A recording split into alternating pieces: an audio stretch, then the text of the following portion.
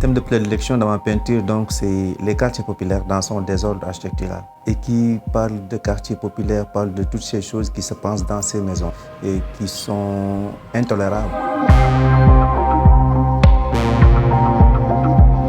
Je m'appelle Mohamed Ndoye Didout, artiste plasticien. Pour moi, les violences faites aux femmes, ce sont des choses à bannir, à faire sortir de notre société. On vit avec, donc malheureusement.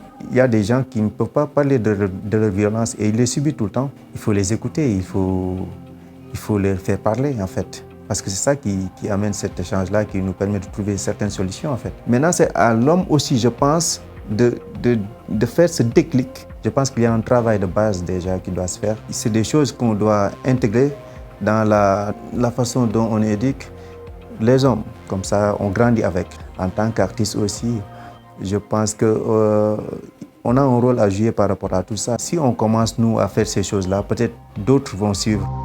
L'art a cette force de faire changer les choses. Il faut savoir profiter de ça.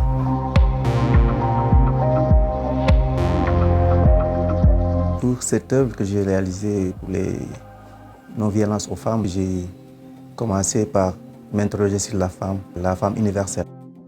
Et sur un fond noir, j'ai utilisé des mots qui reprennent ces violences-là. J'écris et je barre, et c'est dans ce sens-là que j'interroge pour toutes ces violences-là, ces formes de violence qu'on voit sur le tableau que j'ai fait.